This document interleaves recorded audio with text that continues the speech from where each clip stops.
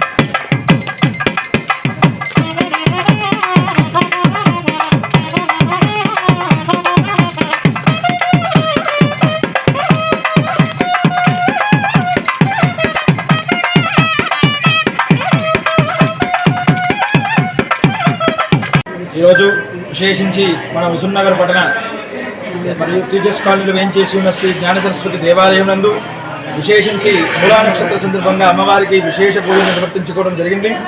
కావున ఉదయం గణపతి పూజ, పుణ్యావాచనం మరియు అమ్మవారికి కుంకుమార్చనతో ప్రారంభమై నవకలశ స్నపనము మరియు అమ్మవారికి చక్కగా పాలు, పెరుగు, తేనె, నెయ్యి, గంధరసాలు, వివిధ ద్రవ్యాలతో చక్కగా అమ్మవారికి అభిషేకం చేసిన అనంతరం అమ్మవారికి చక్కగా రజిత కవచముతో అంటే మొత్తం వెండితో అమ్మవారికి అలంకరణ చేయడం జరిగింది.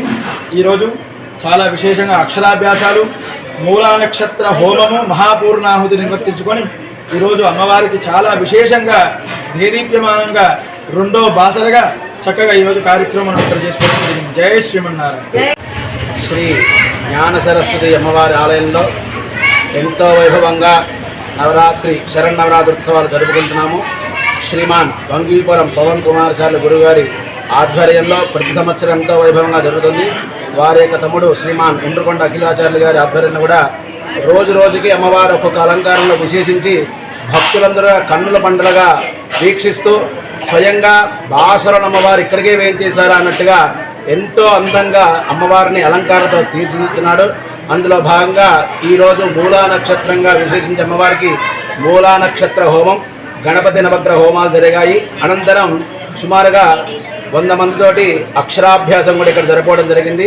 వాళ్ళందరికీ అలానే హుజూర్నగర్ పట్టణ గ్రామంలో ఉన్న అందరికీ కూడా ఆ జ్ఞాన సరస్వతి అమ్మవారి అనుగ్రహం ఎల్లవేళలా ఉండాలని మనస్ఫూర్తిగా కోరుకుంటున్నాము.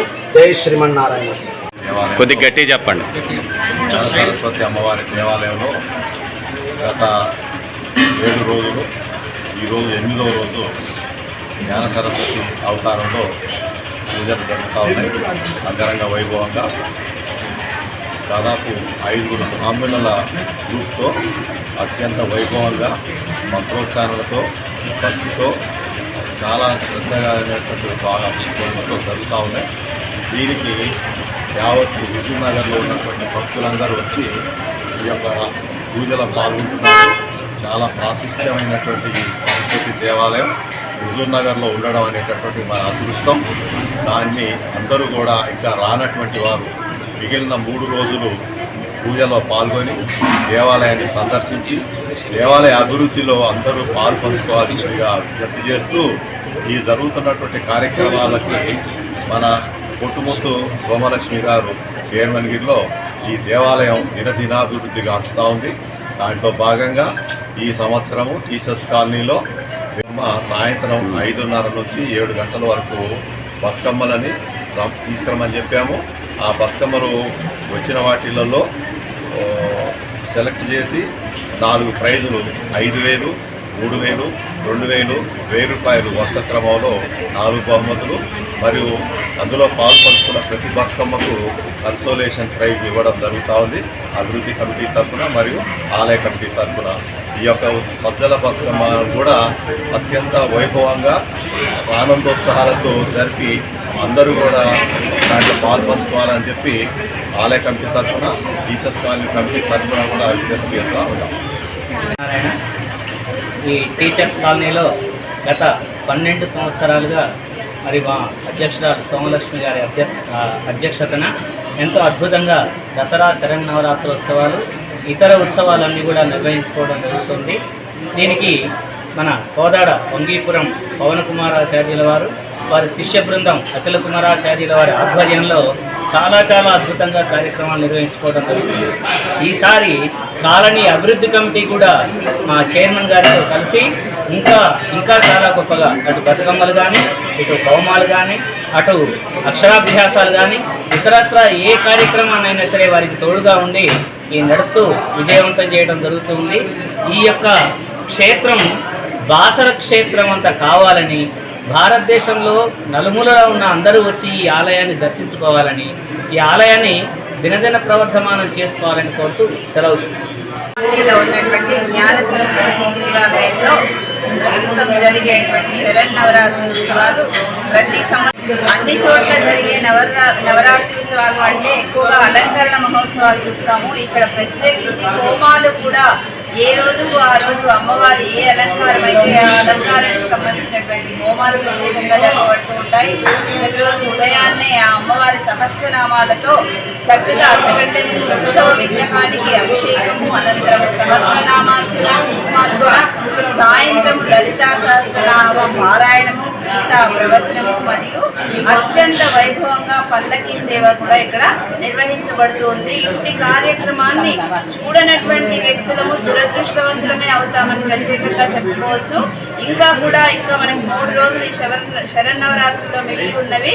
రానటువంటి వాళ్ళు ఎవరైనా ఉంటే తప్పకుండా వచ్చి ఆ అమ్మను దర్శించుకొని అమ్మవారి అభిషేకం ఈ రోజు ప్రత్యేకించి మూలా నక్షత్రంలో జరిగినటువంటి అభిషేకాన్ని తిలకిస్తే అమ్మవారి మీద పాలతో జరిగేటువంటి అభిషేకం చూస్తున్నప్పుడు అమ్మవారు ప్రత్యేకంగా కళ్ళు తెరుచుకున్నట్టుగా కనిపిస్తూ ఉంటుంది. ఎవరైనా సరే ఈసారి గమనించగలరు.